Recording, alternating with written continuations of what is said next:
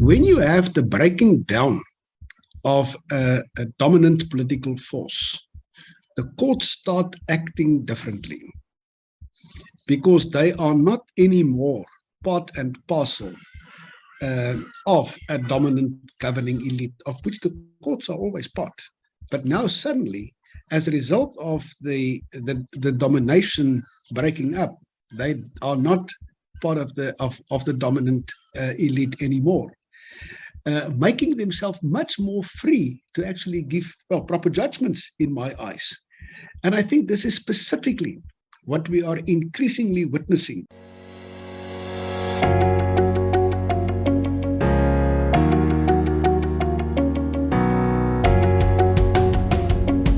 Hello, my name is Donald, and welcome to the #1 media company, WorldView. At WorldView, we explore everyone's perspectives on all things that can broaden our worldview. Today, we have back with us Professor Koos Malan. Koos has been a state prosecutor, a magistrate, and is currently a professor at the University of Pretoria. He has authored numerous books, and the one I specifically want to talk about is Politiocracy, a critique of the coercive logic of the territorial state and ideas around a response to it. And I would definitely recommend to anyone who wants to understand what is happening in South Africa today to go out and buy Koos's books, especially this one, because you understand the transition, what we're going through. So Koos, welcome back to the show. Thank you very much, Donald. Thank you very much for the kind invitation. I enjoyed to be here, and I'm looking forward to the discussion. So Koos, many individuals might wonder how your book ties in with what is happening in South Africa today. But by explaining the past, one will understand what is happening, the transition South Africa is currently going through. And I mean, you'd probably use the term micro-republic. Someone like Dawie Ruet would talk about digital countries. Frans Cronje likes to talk about enclaves. But to set the stage, what was it like before the rise of the nation state? What was feudalism like? Well, I think it's a very appropriate question because the most reliable indication of what might be awaiting us, especially also in South Africa, should be found actually in our own history. And our own history is a history not only of African communities or then communities who lived in Africa before, but specifically also our own European cultural and political history, going then back to medieval times, which is what you've touched on. Now, before the rise of the territorial state, I call it the territorial state, perhaps later on we can pay attention why that should be the appropriate designation.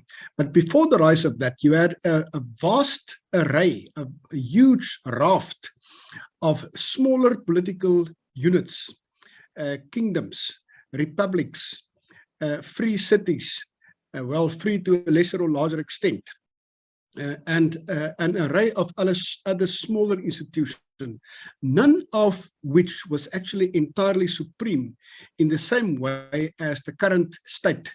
The current territorial state claims supremacy. In other words, the government of such institutions, of such republics, micro-republics, free cities, and so on, had a tremendous amount of power still, but by far not the amount of power that a modern territorial state or the government of a modern territorial state would be claiming. A variety of other institutions within such institutions, within such smaller political units, actually shared the power with the governments of these republics, kingdoms, and so on, such as economic institutions, such as obviously the church, which in those days was a much more important institution as it is at the moment. Then obviously also a raft of civic institutions, which all had a much bigger say in the daily lives of the people involved. So there wasn't a question of complete supremacy in the sense that everything, all power, was actually claimed by a single government a centralized territorial state as we have it at the moment. Now, the territorial state only arose first in England and France around about in the 14th, 15th, 16th century, centuries. And as a matter of fact, in other European states only later on. Germany, for example, and Italy, and I think that's common knowledge for our viewers, arose as territorial states only towards the latter part of the 20th century, of the 19th century. A modern state such as Austria, Hungary, and so on, were all part of larger empires in what was then called the Austrian-Hungarian Empire, in an era that predated the present territorial state. Well, then obviously also in Africa, and I think one has to say a word about that. In Africa, the state, as we currently know it, only arose as a result of the coming of the colonial powers. And in Africa, in most places in Africa, that only happened after 1870. It was as a result of the activities of the colonial powers, most important of which were Britain, obviously, France, and then also Portugal, Belgium, and so on. It was only as a result of the activities of those colonial powers that states, and specifically state boundaries, were actually demarcated in the way in which we currently know it in Africa. So before that, you had on a much more primitive basis, and I use that word on a calculated basis, it was much more primitive. But also in Africa, you had small primitive polities in kingdoms, in tribes, and so on, long before anyone thought about the rise of the territorial state. So in other words, the African state that we know at the moment, and which was left here by the colonial powers who left Africa towards the end of the 1950s and the beginning of the 1960s, is purely the work, the activities, purely a result, an embodiment of the activities of the colonial powers. Before that, there were no states in Africa. And what has also been happening in Africa after decolonization is that many of those states have actually, to a large extent, deteriorated, as a result of which they might give the impression of territorial states, but where the states, the governments of those states in many territories that seemingly fall under the authority of those governments are in fact not under their rule, under their government, under their control, as a result of which you actually have a situation of statelessness in such situations. So the bottom line is that the modern territorial state is a purely historical phenomenon. There have always been polities. Let's use that general term. There have always been polities. In other words, politically organized communities with governments and so on, but which vastly differ from the territorial state, which we currently know as the most important mode of organization, mode of political organization. And this territorial state has come. It has made a big impression. It is playing an important role, but in many, many places, especially in what we normally would refer to as the third world, and that also includes specifically Africa, and more specifically also South Africa, and we're going to speak about that, I think, is under tremendous pressure to such an extent that it seems to me, especially also in South Africa, that it is in a process of making way for something that we can possibly surmise about, but which would vastly differ from the kind of territorial state in which all of us have grown up. And Koos, taxation. I mean, you also raised the interesting point in your book about I mean, a king couldn't just simply say, okay, I'm going to charge you 10% more. I'm going to take 10% more this year. You couldn't simply just do that, like we're currently used to, and with the territorial state, where the government just says, we're going to take more this year. That it was a vastly different relationship with the central authority before the rise of the territorial state. That's an interesting question. Actually, very good that you raise it. You see, there's a common misunderstanding that before the territorial state in feudal Europe, that you had at those stage kings, monarchs, who actually acted as absolutist rulers, who could do whatever they wanted to do. And that is vastly off the mark. That's entirely wrong. The phenomenon of absolutism, in other words, a monarch who could do whatever he wanted to do, only came to the fore in 16th and 17th century England for a very short period of time. It was only around the rule of Henry the Eighth, and possibly to a certain extent Elizabeth, his daughter, but actually also not. And then also it came to the fore in France in the 17th century. Well, okay, a little bit before that. Well, basically in the 17th century, around figures such as Louis XIV and his successors. But over and above that, before that and after that, but most important to actually stress, before that, the notion of an absolutist king who could do whatever he wanted to do was completely unknown in Europe. Well, it was, I think, unknown all over almost. But let's speak about our own heritage, our own culture. It was unknown.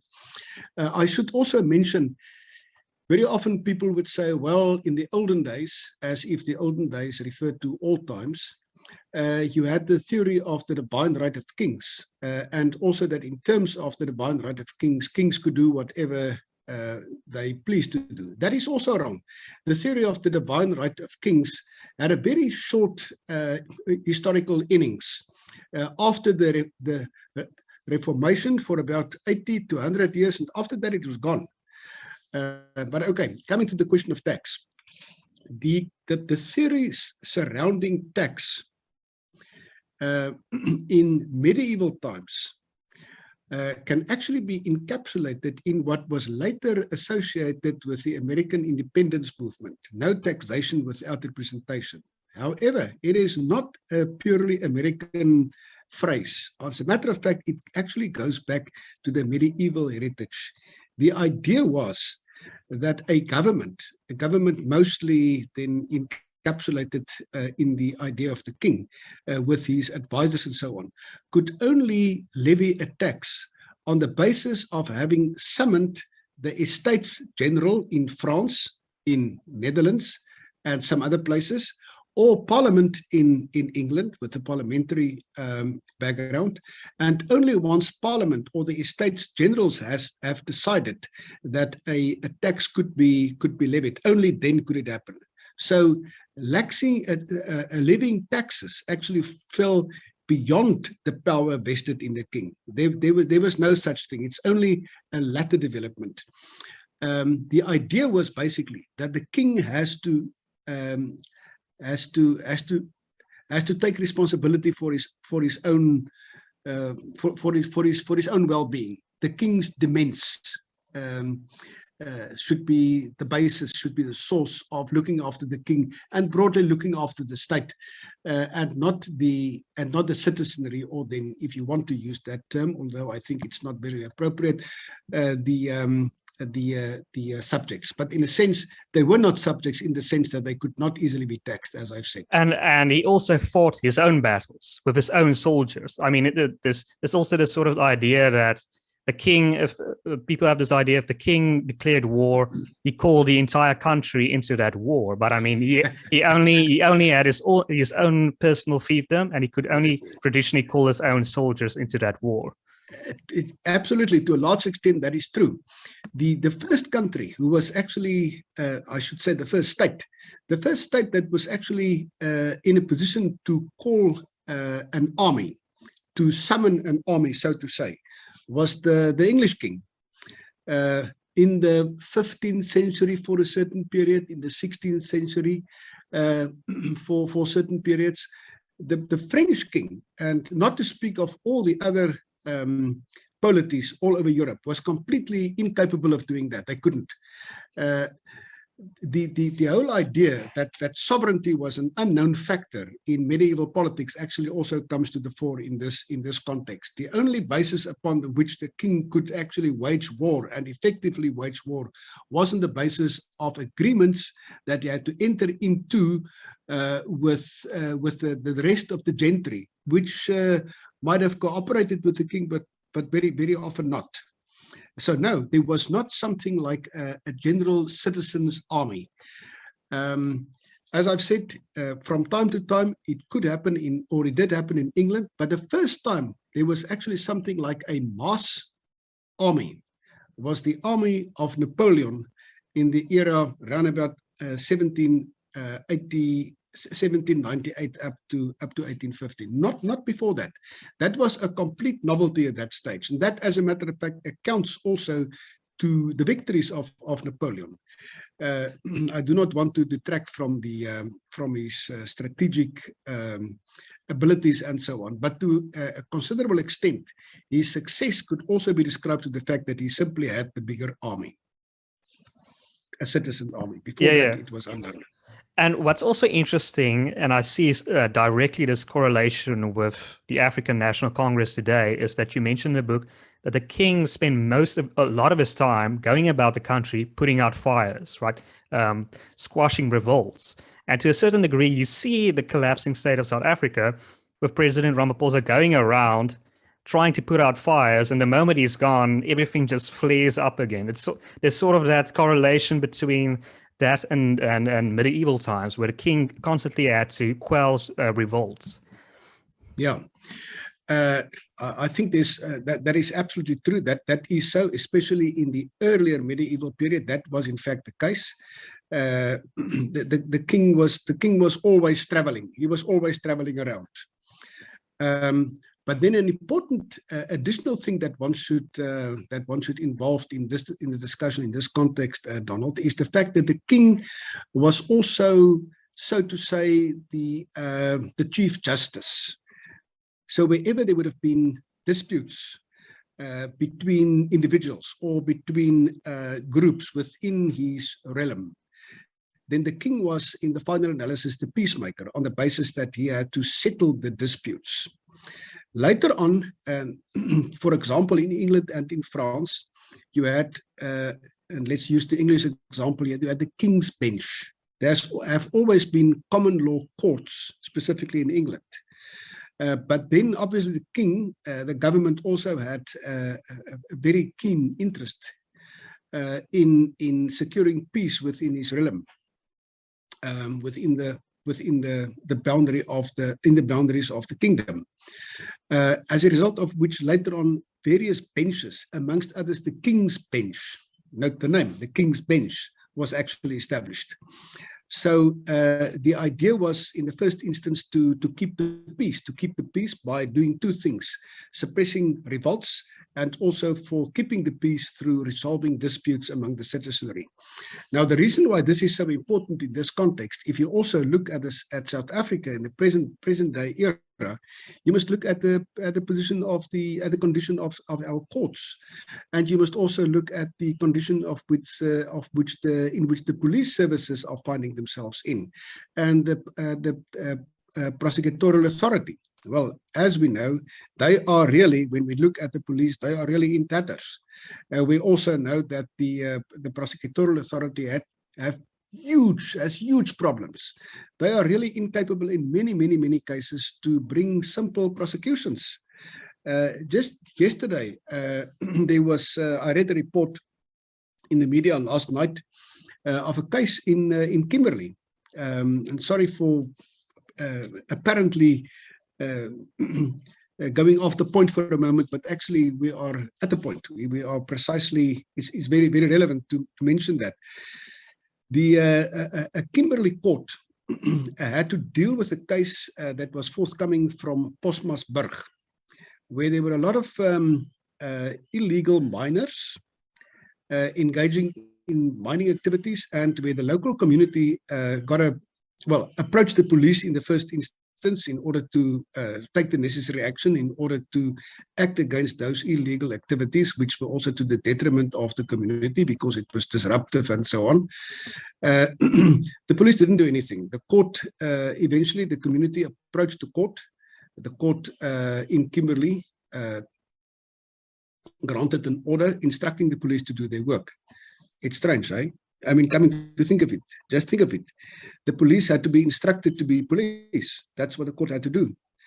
Well, armed with their court order, the community in question went back to police and say, well, could you please act now? And then the police said, no, we're going to appeal this ruling. We do not want to do our work. And that's what it boils down to. Wow. So they applied for leave to appeal, and the case was before the High Court in Kimberley again. And then the judge, I just forgot his name for a moment, Judge Mafamale, I think it was, he said, look, how dare you ask me to do this? How dare you ask me to give you permission not to do your work? And then he went on to say, that is the reason why we have phenomena such as Operation Dudula.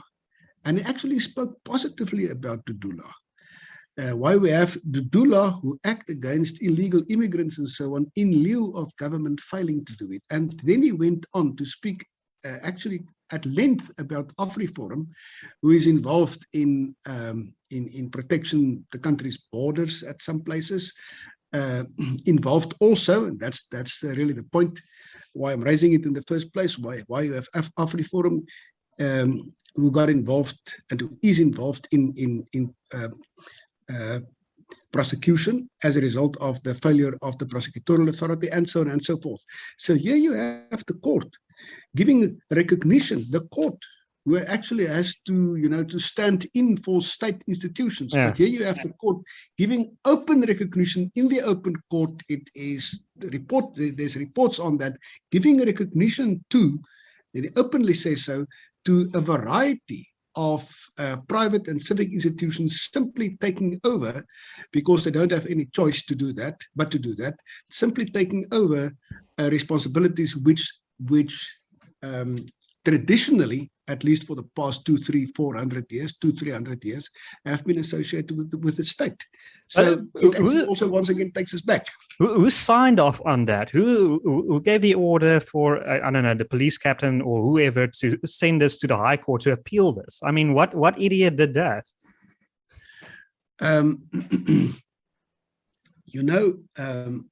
Point taken that you call such person an idiot. But perhaps the phenomenon is actually, perhaps you actually confronted here with a phenomenon. In other words, not only a single idiot, but a culture which has taken root within the police and within a vast number of other state institutions, which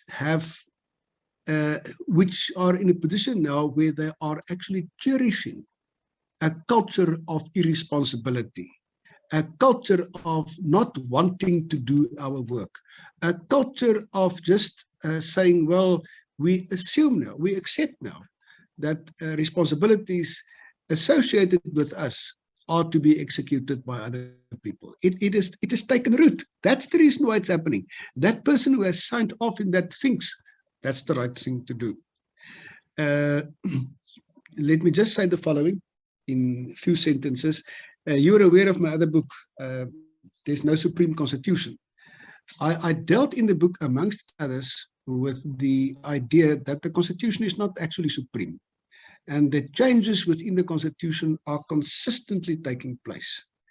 How are they taking place? Not through amendment of the Constitution, not through changing the wording of the constitutional text, or even through judgments by the courts, but simply as a result of political dynamics. What's the political dynamics? Well, the political dynamics, amongst others, is that you have a situation, as in this scenario, where the state has to do certain things, where the state has to execute certain responsibilities, in this case the police, where they on such a large scale fail to do so that they come to think that it's actually right not to execute those responsibilities, as a result of which those responsibilities just automatically migrate to institutions such as AfriForum, Operation Tudula, and a vast number of others. That's a constitutional change. It's not on paper, but it's there, it's happening. So this is precisely what you have here.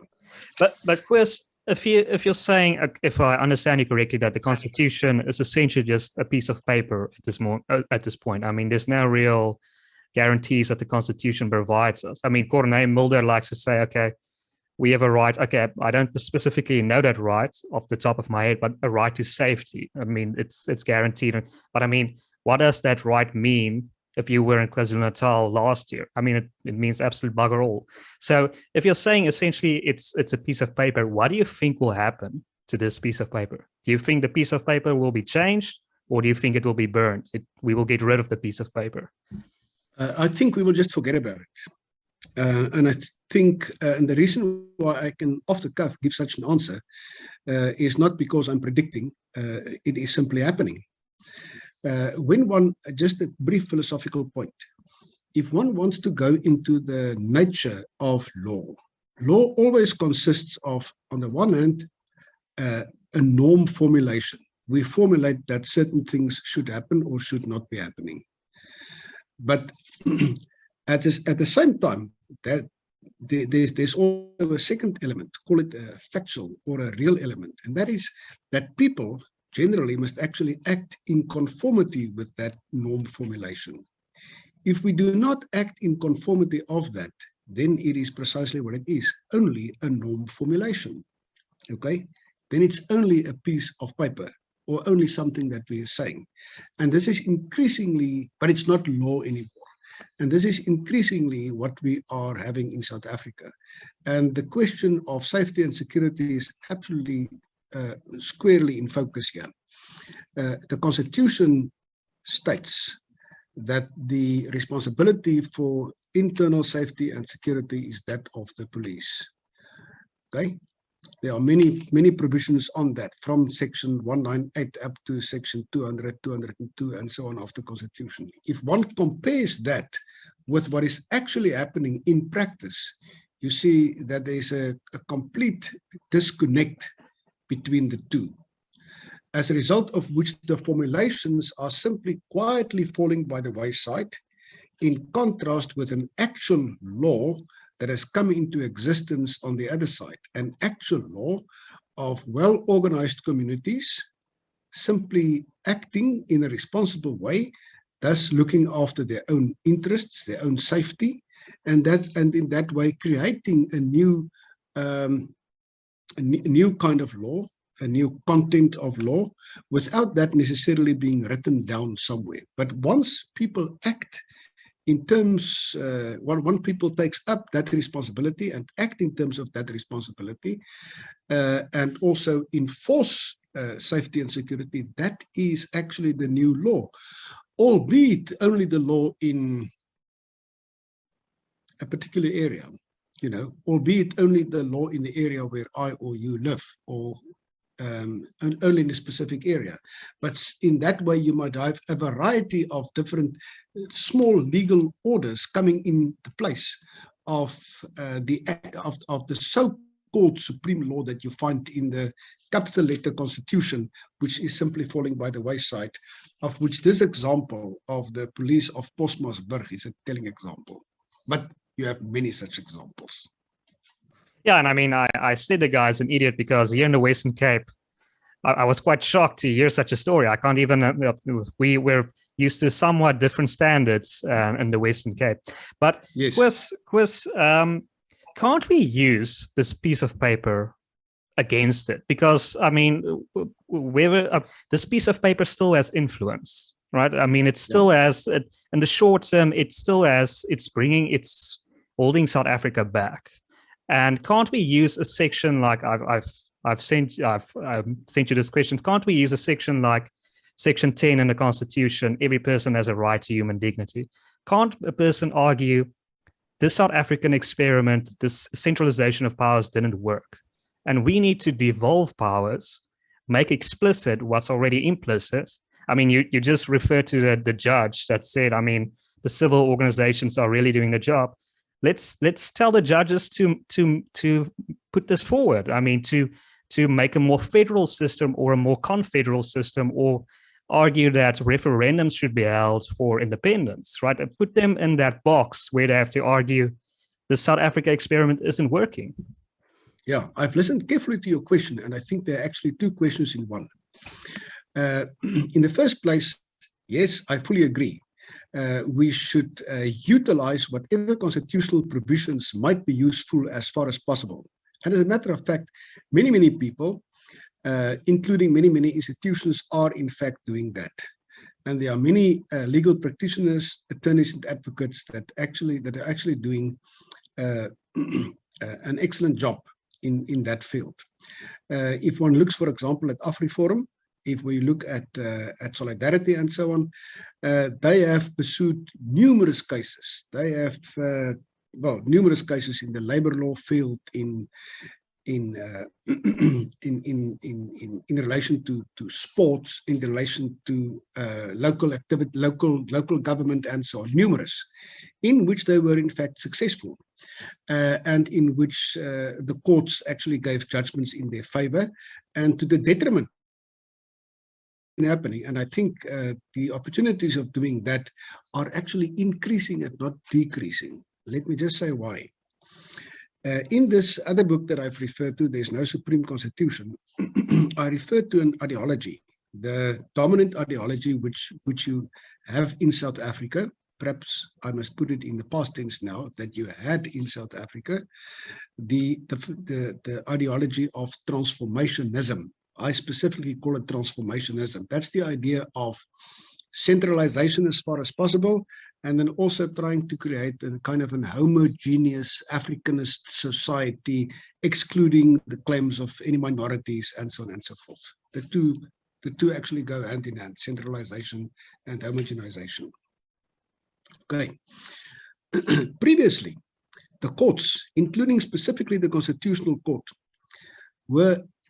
actually went out of their way to act as the judicial branch of the ideology of transformationism. I discuss in chapter 7 of that book a number of cases in which the Constitutional Court consistently gave judgment in favor of government.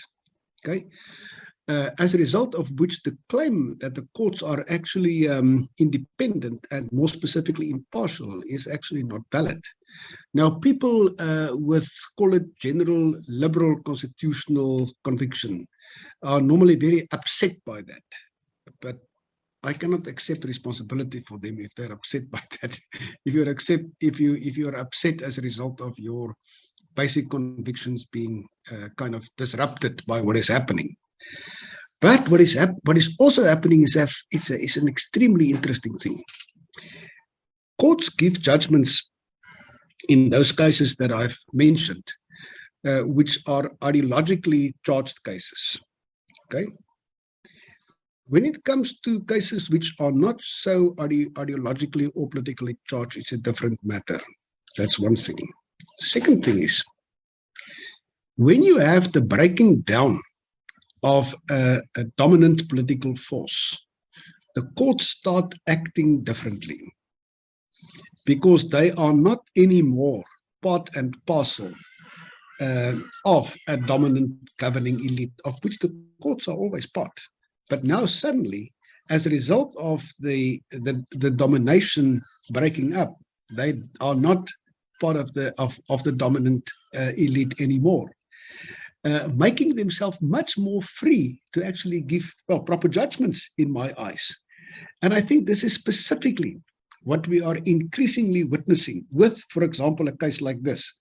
Moreover, that judge, and that is not to detract from what the judge has said in this case, and there are many other such cases, but that judge find himself in Kimberley or wherever he might be living in more or less the same position as you and me, perhaps me more in Pretoria than you in Cape Town, of having to deal with a crumbling municipal government, crumbling national government, a bad state of of security and safety. Okay, so he's confronted with the same kind of problems that the general public is confronted with, and he also kind of responds in the same way. He won't say it because judges are trained not to say what their personal convictions and experiences are. Okay, but that is in fact what is happening. So I think the breaking up of the dominant elite in South Africa under the ANC, which comes out in, for example, almost a kind of a consensus at the moment that the ANC would not manage to win the 2024 election with an outright majority. So against that background, the answer to your question is an emphatic yes. I think one should be making use of the courts. But that's the second part of the answer. I try to cut that short. In many cases, you don't need the green light, the approval, the thumbs up of the courts before you can do something. If you have to act in self-defense, you don't have to ask the court if you can act in self-defense. We recognize that you can act in self-defense, okay? And this is happening all over the country in relation to self-defense, but also in relation to numerous other functions, which are supposed to be executed by various state functionaries, various organs of state, but which simply are not executed by them, as a result of which you simply have the vast number of civic institutions and so on moving into the space vacated by government, and which actually start carrying out functions, well, governmental functions, which actually establish incrementally more and more self-government. That is what is happening. You don't have to ask the court. It's simply happening. A court might afterwards say, well, it's fine, but it need not, because it has already happened. Koos, don't you think it's somewhat ironic that, I mean, you spoke about, I don't remember the precise term, transformationist or transformation. What's the term that you like to use? I prefer transformationism. Transformationism, whenever you act the ISM, you're referring to an ideology and not merely a descriptive term, which transformation suggests to be. Don't you think it's somewhat ironic that transformationism arose in a system that inherently, originally it was created to protect against? I mean, the legal system way back when was created to protect us from kings or dukes or members of the nobility who made summary and emotional judgments. That was why the legal system was partly created. Now, fast forward, we're using the legal system precisely for the it's sort of a catch-22 where we gone back to using the legal system for the opposite ends where it was originally created for. It's now we're making emotional judgments, and that's it was created to protect us from that. That's a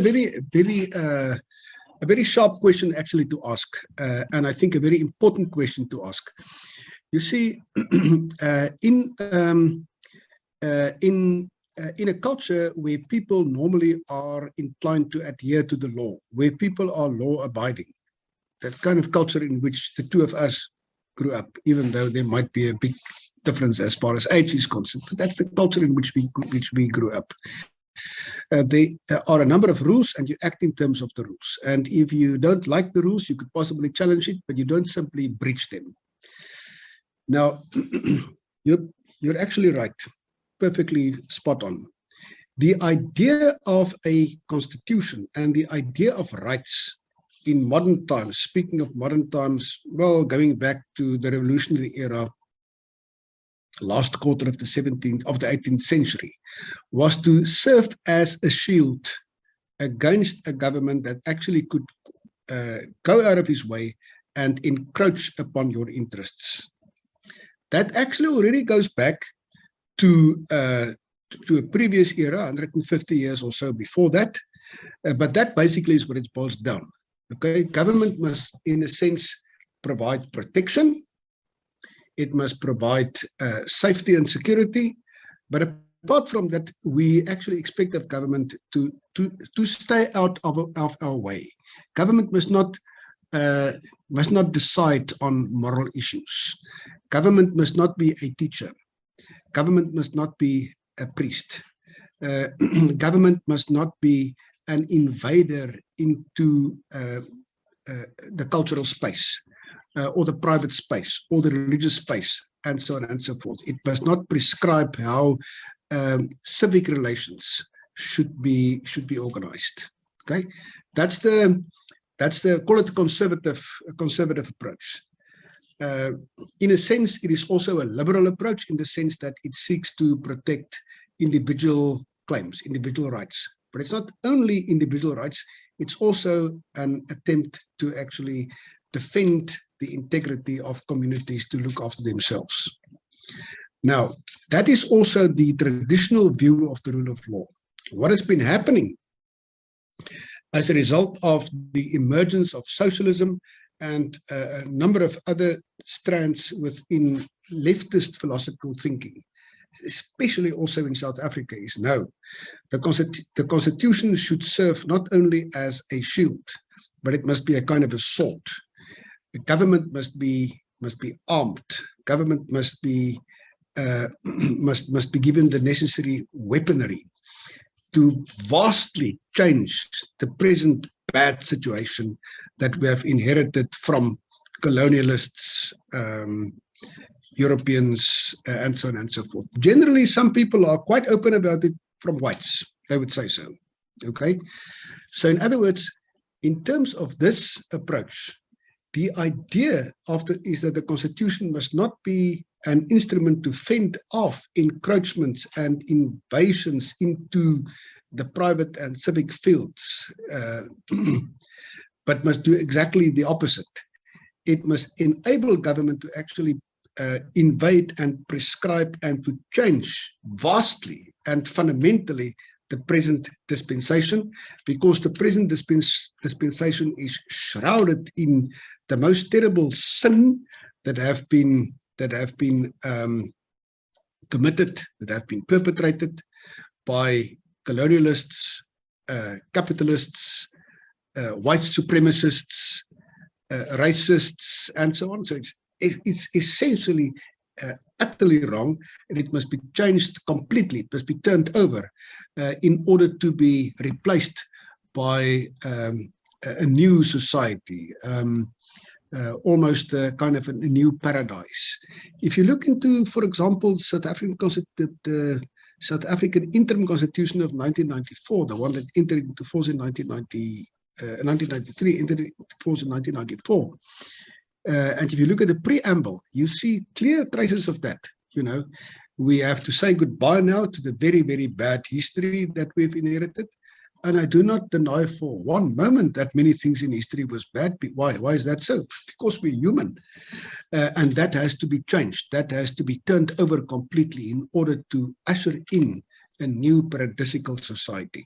If you look, for example, at the utterances of the previous Chief Justice, Mogoeng, and so on, you often find he said so. You know, there was this paradisical situation that was prevalent in Africa before the colonialists, and the main aim of the Constitution is to completely turn that over. So yeah, sorry, it's a very long answer, but you're spot on. This is precisely what what has been happening. Under the cloak of one and the same term, namely the Constitution and the idea of constitutionalism and the rule of law, two entirely opposite, diametrically opposite views are promoted. One seeking to protect, another one, well, to disrupt and turn around. Some people speak of disruptive constitutionalism, you know, openly. Some of my colleagues, for example, yeah, which in the final analysis is not constitutionalism at all. It's another way of making war. So just to conclude that, that's precisely what they want to use the Constitution for. They see the Constitution as a weaponry, an armory that enables you to make war. But Koos, I mean, they might cloak this in good intentions, but we both know that the top people in the Communist Party or in the Communist movement, what they're really trying to achieve is destruction of the judicial branch, because they know it's the chief opponent. They realize they can't really push things through or get things done if the judicial branch is there. And via cadre deployments or via transformationism, that's a way of getting rid of destroying and basically integrating the judicial branch into the central authority, central governing body. Yeah. Two things, once again. In the first place, I think it is, and I think it's an important thing just to get out of the way, to cast light on. It is generally incorrect to think that a judiciary is really as independent as and as impartial as the general doctrine would suggest. That is not so. Yes, judiciaries would be impartial in matters which are largely non-political, which are largely non-ideological. But once it comes to questions which are ideologically charged, a judiciary is nothing but one of the political branches. It just phrases itself in different terms. It uses legal phraseology. They wear legal gowns and so on and so forth. They sit on the bench. But in the final analysis, it's nothing but another form of politics. That's why some people quite correctly use the word lawfare. It's not warfare, but lawfare. You actually engage in war also through the judiciary. That is, to use two examples, why the appointment of justices in the American Supreme Court is a highly politically charged matter nowadays. That's why you have Dobbs, the case that was decided a month ago by the US Supreme Court, turning over Roe versus Wade. It's a political thing. Why did that happen? Well, because amongst others, the Trump appointments on the US Supreme Court bench. And in the second example, that is the reason why the appointment of justices to the Constitutional Court and the Supreme Court of Appeal in South Africa and the High Court generally is also a highly contended political issue. Okay, precisely as a result of that. Okay, then the second part of the answer. The first person who actually articulated the idea of transformationism was an American lefty. Other people would, my lefty colleagues, some of them would speak much more highly of him instead of referring to him simply as a lefty, but I met the guy, I think he's just a lefty, was Carl Clare. Came to South Africa, visited South Africa on a couple of occasions, wrote an article back in 1998 on transformative constitutionalism, in which he openly said, well, no, look, everybody has to be involved in this great, wonderful, shining project of transformation, including the courts. The courts should not stand aside in this whole process. They should involve themselves. In other words, society should be changed through legislation, executive acts, as well as through judicial pronouncements. And after that, and I did discuss it on many occasions, I see some of the articles are quite often referred to nowadays also by some other colleagues in South Africa and elsewhere in the world, is that various judges, very foremost judges in South Africa actually explicitly said, no, the courts have to reconceptualize. South African courts should be reconceptualizing their own role. Dikgang Moseneke, who is normally very highly regarded, and I'll be the last person to say that he's not an intelligent person. I think he's very sharp, but that does not mean that he's not politically involved. He is very politically involved, and he explicitly said in various articles that the courts should actually be politically involved through what they are doing. They must rid themselves of their old conservative and some cases you call them liberal attitudes. They should rid themselves of that. They should be part and parcel of the transformationist agenda. That must probably be so frustrating. I mean, it's frustrating to me, but it's probably also frustrating to you that it's been labeled conservative, that it's sort of been thrown in a political arena, the idea of just sticking to the rules, not making emotional judgment, but just sticking to the rules is a conservative idea. Extremely conservative. Extremely irritating. Frustrating. Yes, it is. But that just underlines the point. One can be frustrated about that, and that should be the correct reaction.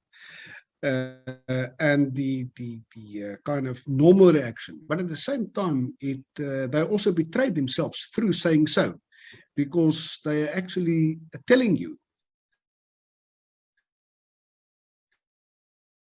to what extent they are openly in, even though they might be judges.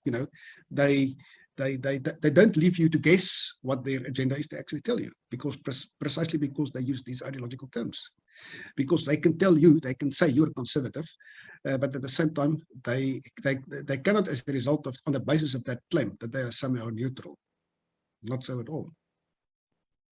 Yeah, I understand your point, but the problem is, I mean, the average person doesn't see it like that. The average person now sees it as a battle between conservative or progressive judges, right? And why wouldn't you give the progressive judge the say, or why wouldn't you appoint progressive judges than these old conservative judges? They're deliberately framing it a political way to get more progressive judges or transformationist judges on the bench.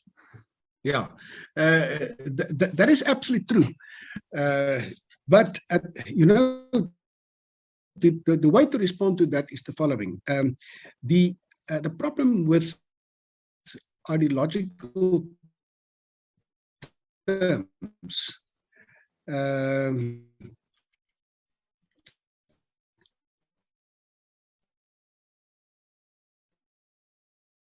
is that it's more a cover-up. It doesn't disclose. Come across that, and all of us actually know that.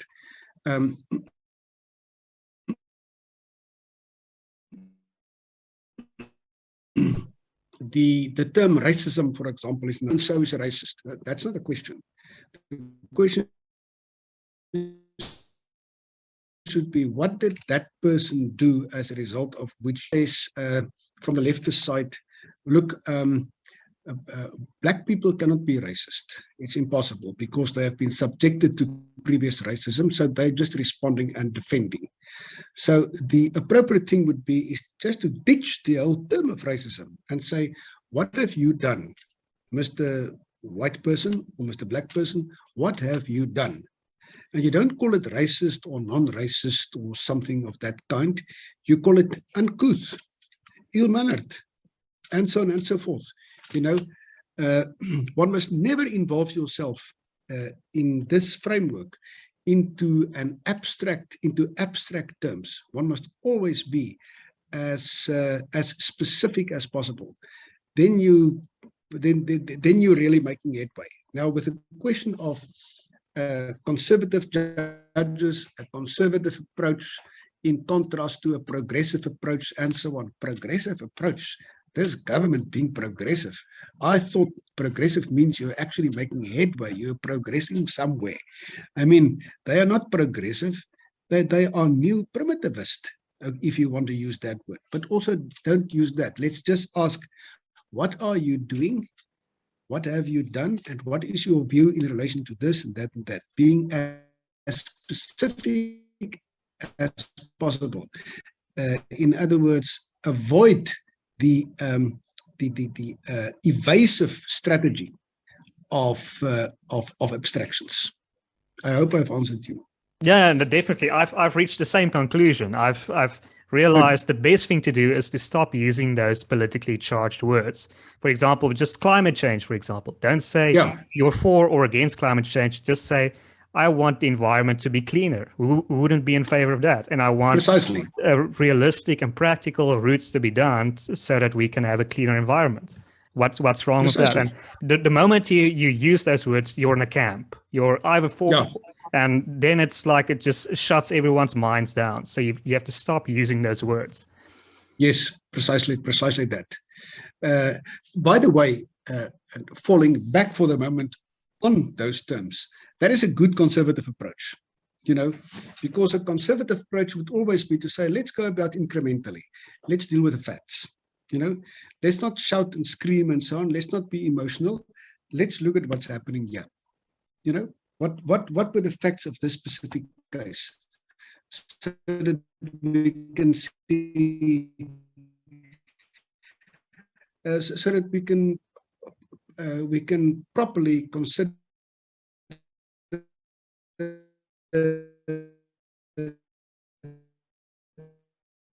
the merits of any which one must actions sailing under wonderful flags or very ugly flags. Koos, I see our time is running out. I want to thank you so much for this super fascinating conversation. This has been so interesting. I want to give you one last opportunity if you want to plug something, or if you just want to answer a question that you'd hope I'd ask you. Donald, thank you for the discussion. I think it is extremely important that we pursue this constitutional discussion. It's very, very important. We should remember, and I'm speaking here as I see nowadays people call themselves civilizationalists. Well, that's another abstraction, but let me embrace that abstraction for a moment. I'm not so much conservative or liberal or leftist or whatever. I am a civilizationalist, embracing and cherishing the heritage of Western civilization. Okay, accepting responsibility for what we might have done wrong, which is absolutely not exceptional because people do wrong things, and at the same time embracing the most wonderful achievements of Western civilization, including the idea of law, constitutionalism, and so on and so forth. We have to cherish that, we have to embrace it, and we have to pursue it. And it's very important also in South Africa, where there's actually a huge ideological clash also, and also a civilizational clash, not so much between the West and Africa, but between Western civilization and what Western civilization stands for, including the idea of the rule of law and constitutionalism properly defined, against what is simply contra-civilizationalist, breaking down. And I think it's very important that topics such as this one that we have tackled today be discussed, and I hope we can pursue that further on. And lastly, congratulations with this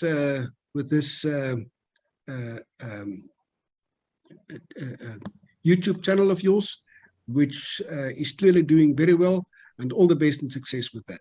You're doing excellent. Thank you, Koos. Thank you so much. I really appreciate it. And definitely, I mean, one can label it sort of the real progressives versus the anti-progressives, people who just want to take us back, regressive. But Koos, thank you so much to our viewers. You most certainly enjoy this content. If you made it this far, show your appreciation by liking this video, sharing it as wide as possible, and subscribing to our channel. My name is Donald, and you've been watching WorldView.